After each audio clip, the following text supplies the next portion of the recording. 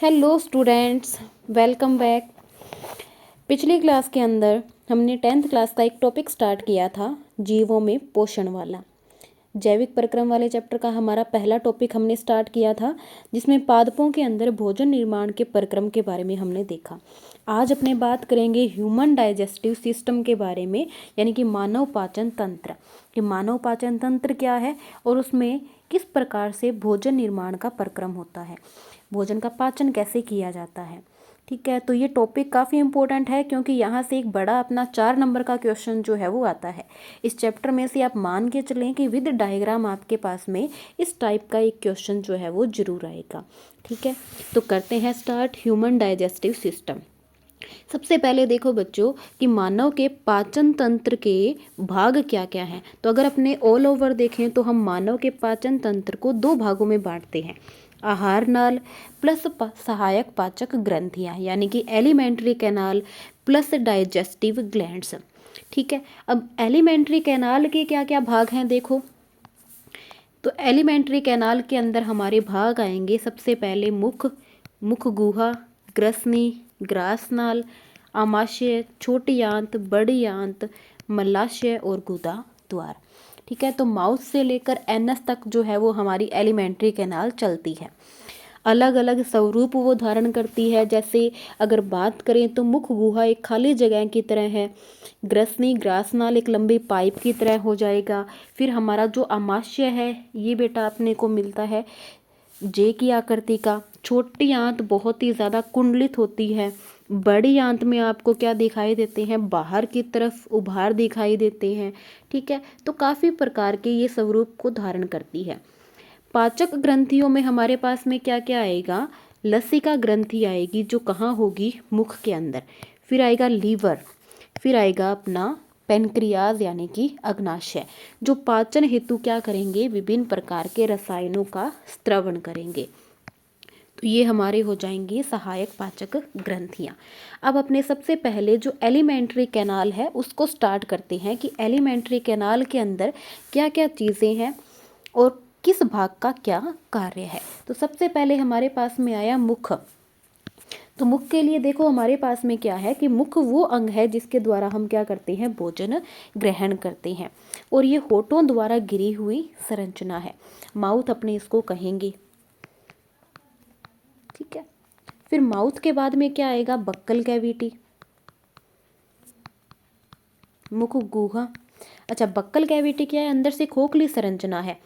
अब इसके अंदर क्या होता है, जो ग्रहण किया गया भोजन है वो अपने डालते हैं। और इसी मुख गुहा के अंदर हमारे पास में मौजूद होती है लसिका ग्रंथि। इसी मुख गुहा के अंदर उपस्थित होगा क्या, दांत। तो इसमें हमारे दांत आ जाएंगे।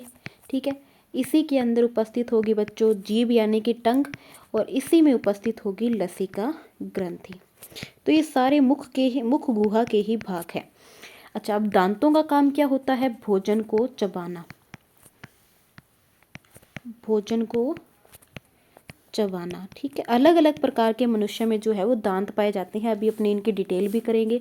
जीभ क्या है, मांसल संरचना है, इसका काम होता है लसिका का क्या करना, अच्छे से मिक्सिंग करना भोजन के अंदर। लसिका ग्रंथि क्या निकालती है, लसिका ग्रंथि निकालती है लसिका रस। ठीक है, अभी इसकी डिटेल अपने करेंगे। जब अपने मुख गुहा से आगे निकले तो हमें क्या मिली, ग्रसनी। अच्छा, अब ग्रसनी के लिए देखो क्या चीज़ें आपने याद करनी है। ग्रसनी जो है, फेरिंग्स हमारा क्या है, वो भाग है जहाँ पर भोजन भी प्रवेश करता है और जहाँ पर श्वास नाल की वायु भी क्या करती है, प्रवेश करती है। तो ग्रसनी वो भाग हो गया आहार नाल का, जो वायु और भोजन के लिए क्या है, कॉमन रास्ता है। यहीं से क्या होता है, 2 पाइप निकलती है, श्वास नाल जिसको अपने विंड पाइप बोलते हैं, और भोजन नली यानी कि हमारी ईसोफेगस। ठीक है, तो ये हमारा ह्यूमन डाइजेस्टिव सिस्टम का डायग्राम है। एक एक करके हम इसको डिस्कस करेंगे। ये डायग्राम आप अच्छे से देख लें, आपको ये डायग्राम बनाना भी आ सकता है। अब देखो ये जो बाहर हमने ह्यूमन की स्ट्रक्चर बनाई है ये वाली, तो ये कोई ज़रूरी नहीं होता कि आप पेपर में बनाओ, हमें सिर्फ ये जो बीच वाला पोर्शन है यही वहाँ पर बना के आना है। ठीक है, तो सबसे पहले देखो हमारी एलिमेंट्री कैनाल कहाँ से स्टार्ट हो रही है, माउथ से। सबसे बाहर ये जो भाग है ये क्या है, माउथ है। फिर इसके बाद में अंदर देखो ये वाला जो भाग है ये क्या है, हमारे दांत यानी कि टीथ हो गया। इसमें मांसल संरचना आ गई हमारी टंग। ठीक है, अब ये सारे ही क्या है, मुख गुहा के भाग हैं। अब अपने टीथ के बारे में अगर डिटेल में बात करें तो हमारे दांतों के अंदर क्या क्या चीज़ें हैं, क्या क्या पॉइंट हमें याद करने हैं। तो पहली बात तो आपको याद रखना है कि मनुष्य क्या है बच्चों, द्विबार दंती है। द्विबार दंती है। द्विबार दंती होने का मतलब क्या है, इसमें दांत कितनी बार आते हैं, 2 बार आते हैं। कौन कौन से ये भी पूछा जा सकता है। तो पहले आते हैं बच्चों दूध के दांत, जिनको अपने मिल्की टीथ या टेम्परेरी टीथ भी बोलते हैं। फिर आते हैं कौन से, स्थायी दांत यानी कि परमानेंट टीथ। ठीक है, तो पहले जो आएंगे वो कौन से होंगे, दूध के दांत। फिर आएंगे कौन से, स्थायी दांत। अच्छा, मनुष्य में जो दांत है वो क्या है, विषम दंती है। दूसरा स्थिति क्या बनती है, विषम दंती। विषम दंती का मतलब क्या है कि मनुष्य में जो दांत है वो अलग अलग आकृति के व अलग अलग कार्य के हैं। अलग अलग आकृति प्लस में अलग अलग कार्य के होते हैं। ये जो स्थिति है इसे हम क्या कहेंगे, विषम दंती अवस्था। अच्छा, विषम दंती अवस्था में कितने प्रकार के दांत आते हैं, तो टोटल आते हैं 4 प्रकार। अच्छा, ये 4 प्रकार कौन कौन से हैं, देखो सबसे पहले हमारे आएंगे क्या, इंसाइजर्स, जिसको अपने दिखाते हैं आई से। फिर दूसरे प्रकार के आते हैं कैनाइन, जिसको अपने दिखाएंगे सी से। फिर आएगा बच्चों प्रीमोलर, अपने इसको लिखेंगे पीएम से। और फिर आएगा बच्चों मोलर, जिसको हम लिखेंगे एम से। हिंदी में बोला जाए तो हमारे आएंगे क्या, रदनख, कृंतक, अग्रच्वर्णक और च्वर्णक। ठीक है, तो ये मनुष्य के अंदर दांत के प्रकार हैं। हमें इनके लिए क्या याद करना है, डेंटल फॉर्मूला। अच्छा, मनुष्य के लिए अगर आपसे पूछे दंत सूत्र क्या है, तो मनुष्य में दंत सूत्र लिखने का तरीका क्या होता है, सबसे पहले इंसाइजर के नंबर, फिर कैनाइन, फिर प्रीमोलर और फिर नंबर आएगा मोलर। ये तो हो गया क्या बच्चों, 1/4 भाग के दांत। फिर 1/4 के दोबारा लिखो। अब ये क्या बन गया, आधा बन गया, मतलब मुख में ऊपर वाले सेट के दांत हमने लिख दिए। और इसको जस्ट डबल करते ही टोटल जो दांत है वो हमारे आ जाएंगे। तो क्या बनेगा बच्चों, 21/23 इसको क्या करना है, डबल करना है। 21/23 का मतलब क्या है, इंसाइजर कितने हैं, 2, इंसाइजर्स कितने हैं, 2 है। कैनाइन 1, ये 1 की बात पूरे दांत में नहीं हो रही, 1 की बात हो रही है 1/4 ऊपर वाला जो भाग है, सिर्फ अगर उसकी बात करें तो उसके आधे का ये वाला है और आधे का ये वाला, यानी कि दोनों को मिलाकर एक जबड़ा हमारा ऊपर वाला तैयार हो रहा है। ऐसा ही सेम किस में होगा, नीचे वाले के अंदर भी होगा।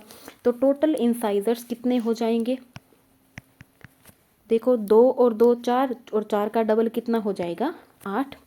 ऐसे ही टोटल कैनाइन कितने हो जाएंगे, 1 और 1 2, और 2 का डबल कितना हो जाएगा, 4।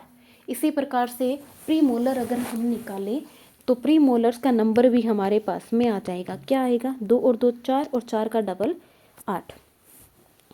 अच्छा, फिर आते हैं मोलर पे। मोलर देखो 3 और 3 6, और 6 का डबल कितना हो जाएगा बच्चों हमारे पास में, 12। ठीक है, तो ये हमारे पास में क्या बने, टोटल दांत का नंबर, टोटल टीथ का नंबर हमने निकाल लिया। ठीक है, अच्छा अब आगे चलते हैं। ये हुई हमारे दांतों की बात। अगर पूछा जाए कि दांतों के कार्य क्या हैं, तो भोजन को चबाना, पीसना, बारीक टुकड़ों में तोड़ना क्या है, दांतों का काम है। अच्छा, ये जो भोजन को तोड़ने का काम है ये कैसा प्रक्रम है, भौतिक प्रक्रम है। तो ये भी लाइन हम यहाँ पर मेंशन करेंगे कि मुख गुहा में भोजन का भौतिक विघटन किया जाता है। ठीक है बच्चों, ये भौतिक है, फिजिकल ब्रेकडाउन होता है। कोई भी केमिकल हमने यहाँ पर अभी तक नहीं डाला। ठीक है, केमिकल आएगा क्योंकि मुख के अंदर क्या है, सलाइवरी ग्लैंड्स हैं।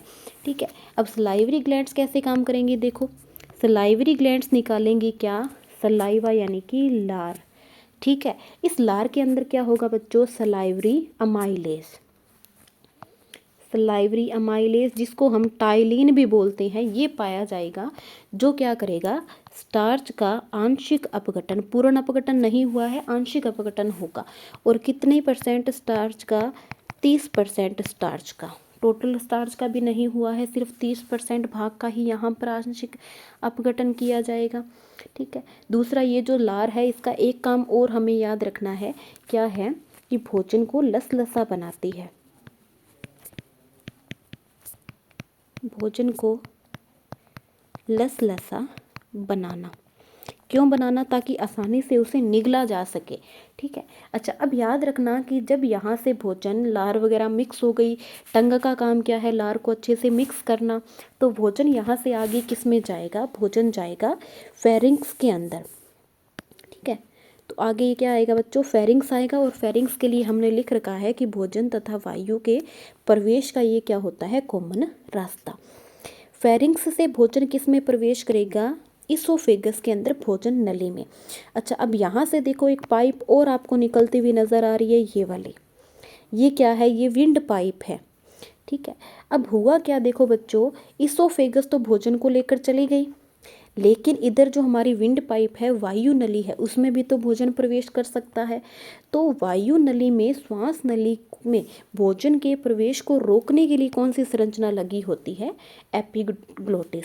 ठीक है, तो ये देखो लिखा गया है कि श्वास नली की ओपनिंग को कवर करने वाली संरचना क्या है, एपिग्लोटिस है।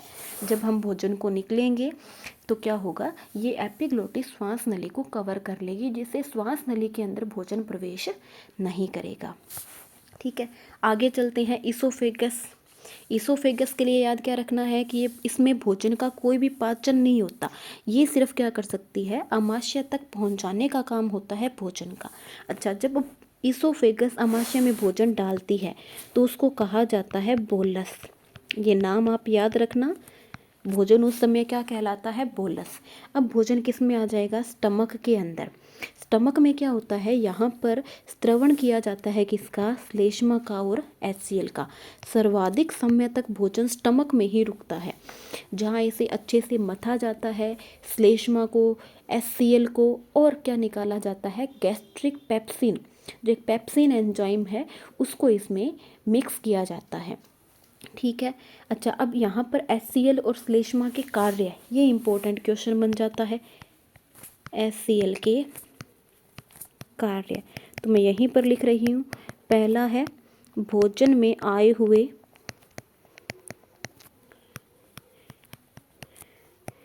सूक्ष्म जीवों को मारना।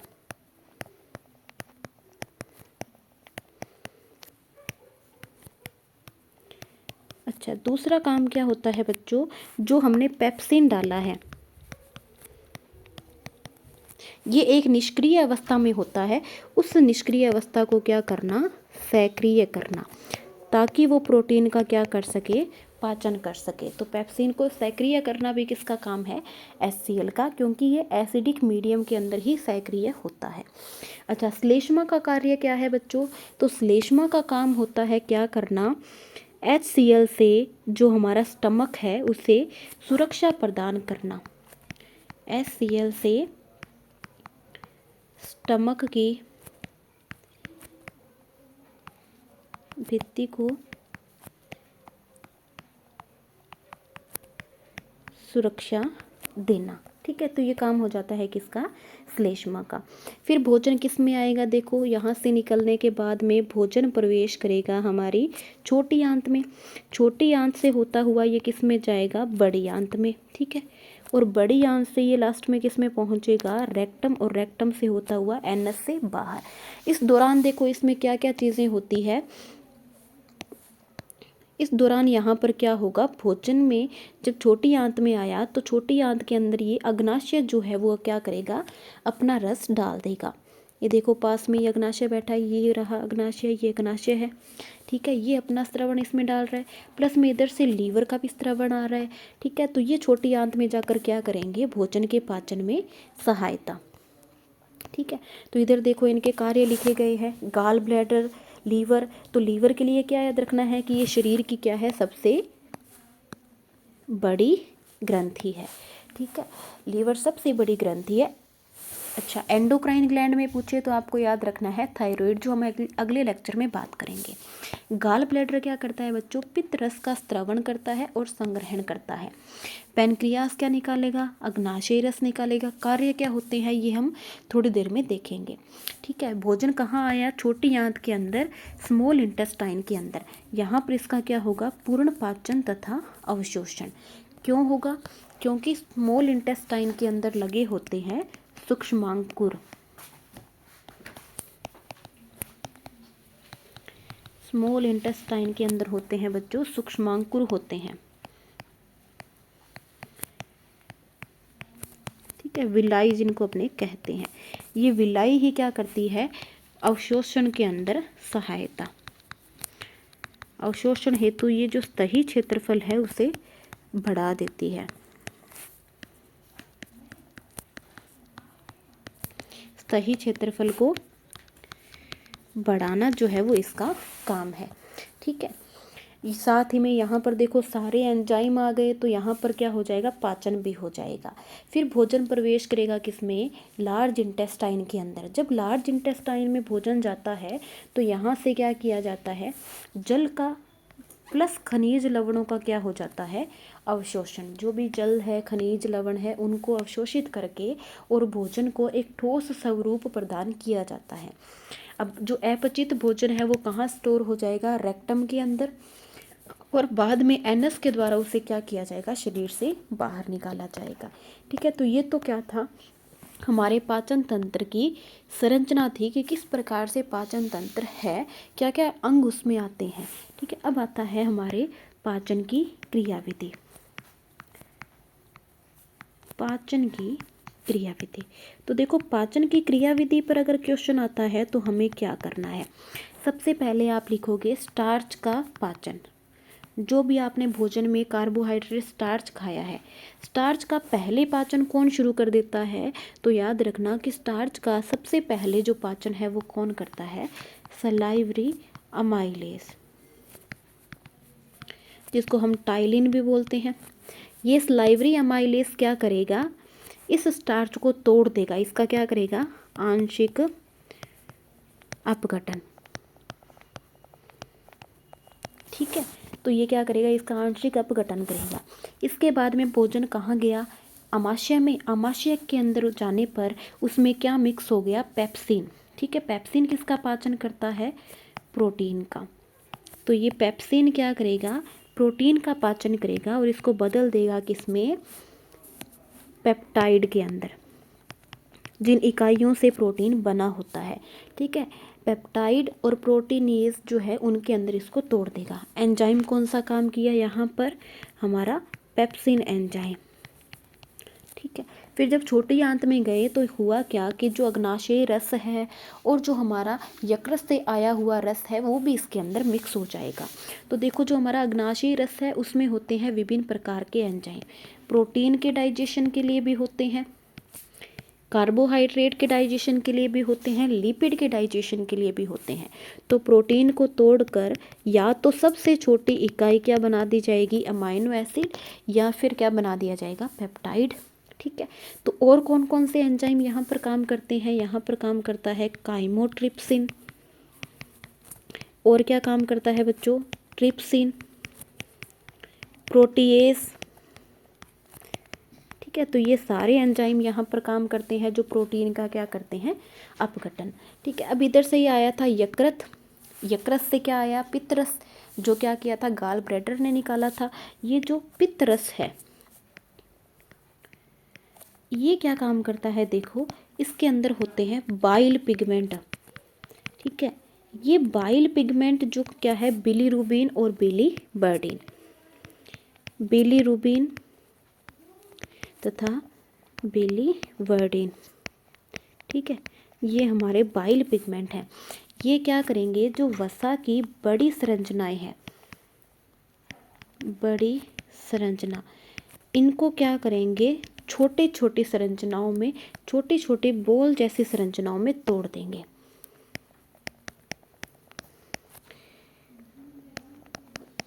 ठीक है, तो बड़े आकार से इन्होंने क्या किया, इनको छोटे आकार में तोड़ दिया, इस प्रकार से कि पहले वसा की बड़ी आकृति थी, अब उसको तोड़कर क्या कर दिया, छोटा।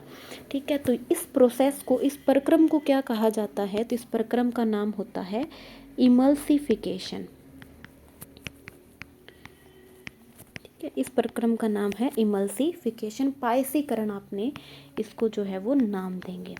पहले वसा का होगा पायसीकरण, उसके बाद में ये जो छोटी गोलिकाएं बनी है इनके ऊपर अग्नाशय से आया हुआ रस जो है वो काम करेगा।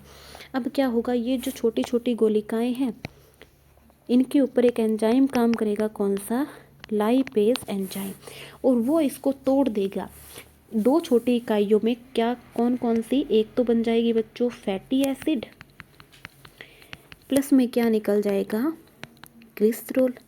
ठीक है, तो इस प्रकार से वसा के पाचन से हमें एक तो फैटी एसिड मिलता है, प्लस क्या मिलता है, ग्लिसरॉल मिलता है। अब याद क्या रखना है कि ये जो है ये वसा की एकलक इकाइयाँ नहीं है, इन दोनों से मिलकर बनता है। एकलक इकाई का मतलब है सिंगल संरचना।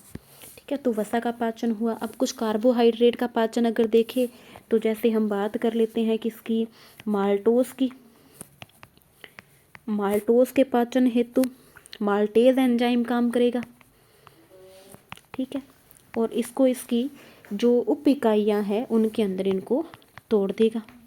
ठीक है, सॉरी फ्रक्टोज होगा यहाँ पर, तो माल्टोज को तोड़ देगा उसकी छोटी उप इकाइयों के अंदर। ठीक है, जैसे सुक्रोज है, सुक्रोज को तोड़ दिया जाएगा किसमें, ग्लूकोज प्लस फ्रक्टोज के अंदर।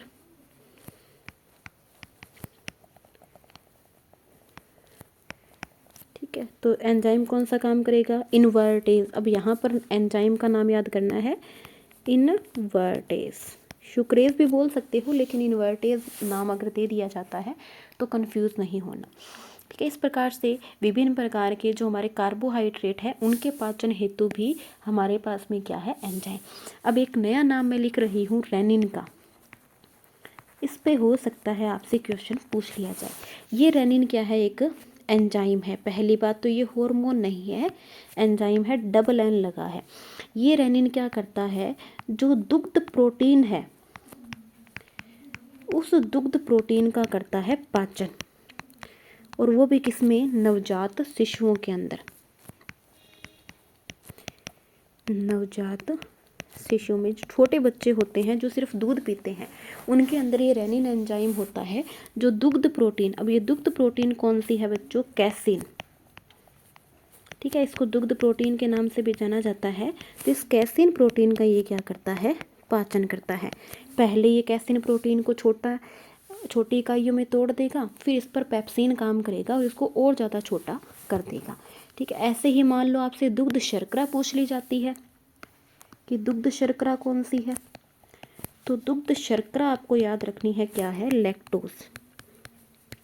ठीक है, लैक्टोज के पाचन के लिए क्या काम करेगा, लैक्टेज, जो इसको बदल देगा ग्लूकोज प्लस गैलेक्टोज के अंदर। ठीक है, तो लैक्टेज एंजाइम यहाँ पर काम करेगा। तो इस प्रकार से दुग्ध शर्करा और दुग्ध प्रोटीन का भी क्या हो जाता है, पाचन। तो ये प्रक्रम था हमारे भोजन के पाचन का। अब देखो क्वेश्चन क्या है, अगर पाचन तंत्र पूछा है तो आपने ये पूरा प्रोसेस करना है। अगर आपसे मान लो पाचन की क्रिया विधि पूछ ली जाती है तो पहले आप इन ग्रंथियों के बारे में लिखोगे कि कौन सी ग्रंथि क्या स्रावित करती है और उसमें कौन से पाचक रस होते हैं।